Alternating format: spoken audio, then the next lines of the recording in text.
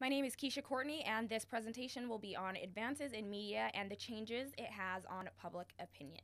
So before we get started, I just want to provide an outline what we will be talking about. First, we will talk about the invention of mass media and how it's helped people keep in touch with the world around them, how changes in technology have made the process of receiving information faster for the public. Thirdly, how visual images of world events have brought about changes in public opinion. And finally, how social media allows people to make their own news and keep in touch with those who didn't have access to it before, and this also brings about changes in public opinion. Okay, before the invention of the printing press, there was no way to spread ideas quickly. If people wanted to read or get any information out to the public, the only way for them to do it was to write everything by hand, which of course was a tedious process. Not only was it long, though, it was also expensive. Not everyone had the money to purchase these manuscripts or books that were written by hand, so the only people that had access to these works were the wealthy. Obviously, because of that, literacy was low or non-existent within the lower class. However, when the printing press was invented, it gave way for people to be able to get information out faster, and these items were printed in the masses. So it made books cheaper and helped increase literacy among the lower class. Now, with more books being printed, more writers started to emerge. However, they were restricted to what they could write about. Well, some writers would criticize Queen Anne's society or poke fun at how the country, which was England in this case, was ran. Because many monarchs and kings didn't want people rebelling or supporting what these writers were writing about in their works, they banned certain things from being printed. So if anyone was found guilty of printing such works that they were banning, they would be hung or beaten. However, to some of those writers, it didn't matter. They wanted to get their voices out to the public. So many of them went into hiding once their works were published because, of course, like I said, they would have been beaten or hung. Now, with more people wanting to write about things, this eventually brought about the invention of the newspaper. Now, during this time period, these newspapers were only one sheet of paper, and they were called newsies. So as time went by, they developed into more pages, and more news about what was happening in neighborhoods and towns was added to them. Before they were bigger papers, the information was just isolated to one town. So, of course, this was able to give people insight into what was happening in the surrounding towns that they lived in. So with more information being spread, people began to realize just how powerful the press could be. The British settlers even used the power of the press as part of their motto when they arrived in America. Journalists had more power than they did in England, but they were still restricted on what they could write about throughout the Revolutionary War. They were under the watchful eye of generals and commanders.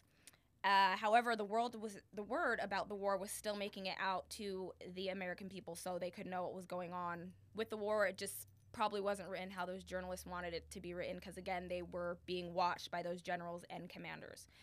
The writers of these stories about the war were gaining recognition and making a name for themselves.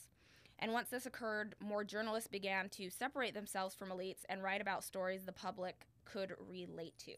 So as journalists began to reshape themselves and the way they wrote stories, another type of media emerged in the 1900s, and that, of course, was that of radio. Not only was it a faster way for people to receive information, it also provided the public with a more personal way to receive their information. Several people would gather in front of their radios every night in order to hear music and news broadcasts, and by the 1940s, radio was the most important means of communication in the United States. Now, there's no doubt that radio, of course, increased public awareness about what was happening around the world, but another medium that came about, which was television, helped to increase that awareness even more. It seemed that words combined with images on television took the viewer to places that no other medium was able to take them to. An example of how powerful television could be was illustrated through the Vietnam War. This was, of course, the first war that was covered on network television, and it eventually brought about changes in public opinion. For example, in 1965, more than half of the U.S. population relied on television as their main source for news information. But during the Vietnam War, the U.S. people supported the war efforts there, and the U.S. government told them it would be a successful war. But because of television, the U.S. population saw actually that what they were being told was a different story than what was happening over there. Walter Cronkite was the first journalist to go into the war zone. And in this particular instance, the government wasn't censoring what was going on in Vietnam from the general public, so they got to see the devastation that was happening in the country. Now, the U.S. government felt that if they didn't allow the media access to this coverage, there would be a backlash. But unfortunately, however, for them, once the public saw these images, there was a shift in public opinion for the war anyways. The major event that led to the shift was the Tet Offensive.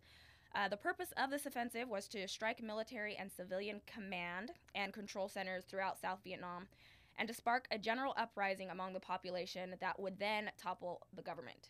Now, keep in mind, this was all being seen by the American public, so they were exposed to horrifying scenes, airstrikes, street fighting, and terrified civilians trying to escape the danger around them for weeks. So, at times, journalists became victims of the war. Again, this was all in front of the America's eyes. Once the public realized the magnitude of this war, the support for it declined greatly, from 51% supporting it at the beginning of the war to only 32% supporting it at the end. Eventually, the United States did withdraw from Vietnam, and this, of course, had to do a lot with public opinion. They weren't getting the support they wanted, so they took the troops out. Okay, so from this example, it's obvious to see how powerful television was becoming. This power of television actually increased with the emergence of 24-hour news networks like MSNBC, Fox, and CNN. The public was able to see these images and get the news information they needed 24 hours a day. This was a good thing for them as far as information goes, but it wasn't when it came to public opinion. So because these images that were being shown were not typically favorable for the government when they were trying to rally up support for war, they dubbed the changes in the public opinion the CNN effect. And that was the idea that the public responds negatively to gruesome images and that the public's reaction in turn changes public policy. So I guess you could say the power of the media just hurts the government. There are some cases where the government actually had to step in to change public opinion based on what was happening. At times they would ban the media from letting word get out about certain events. One example of this was when former President Bush banned the media from filming or photographing flag-draped coffins of fallen soldiers from being taken at homecomings. When this happened, they said that this was a policy that had been around since the Clinton administration, but opponents said it was to take the spotlight away from the fatalities in Iraq. So the fact that the Bush administration still shielded these mounting fatalities from the public showed that casual sensitivity still exists to the public. And you can see in 2006, there was 2,538 servicemen and women who became casualties, and that number today stands at 4,408. All right, so television was obviously a major player in getting information out to the public, but the internet far surpassed what television could do. Not only could people find information about items that were important to them, but they all had it available at their fingertips. Furthermore, in today's busy world, people don't have to sit in front of a television or radio to get their news. They can simply go on their iPhone. They can do it from work. They can even do it from home on the internet. It's just easily available at their fingertips when it wasn't before. So today, over 30 million people get their news from the internet, and over 116 million Americans say that the internet helps them stay on top of events that are happening around the world. So you can see throughout all of these years how powerful media is becoming and how fast information gets out to the public. The emergence of social media sites helped to speed this along. And of course, I'm talking about Twitter and Facebook. Information's able to get out faster, as most of you know. I'm sure when you're on Twitter, you can just see what's happening in the world from everybody's tweets, and then you could, of course, go to the news sites to get more information about those events that are happening. So while this is beneficial to you, the general public, it's caused, of course, some problems for world leaders. There have been certain cases when the government has actually blocked citizens of a country from access into certain areas. So the social media has actually proved to get those citizens and, of course, the international community the access they need anyways. And one example, I'm sure many of you remember this, is the case of the 2009 Iran presidential elections. Once it was announced that Ahmadinejad had won the elections with 62% of the votes, Iran citizens became outraged. They thought the election was rigged. They started peacefully protesting in the streets, but those eventually became deadly once supporters of the winner got involved. A total of 8 people were killed and several others were injured. And at first, U.S. networks weren't covering the event until they saw the devastation and destruction and chaos that was happening over there. And because Iran was getting unwanted attention from the international media, they started to block the internet and the country, and they weren't allowing international journalists to report on the chaos there. However, because of social networking sites like Twitter and Facebook, people were using those sites to post videos and even report on the events themselves that were happening in the country. So even though the media wasn't able to get there, people became reporters themselves and could report it and get it out to the international public so they could actually see what was going on there instead of being told what was going on there by the Iranian government. One memorable video that was posted was of a girl named Netta. I'm sure many of you remember this video. It was on every news network. She was one of the women who was protesting in Iran. She was killed by a single gunshot wound to her chest. The video showed other protesters running to her aid, trying to save her life, but they were unable to.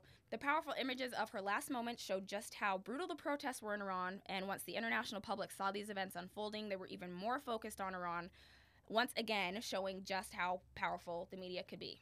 Of course, the internet was up and running once these protests stopped, but again, you can just see how powerful internet is into getting information across, changing public opinion, and having the public have a voice that they once didn't have before.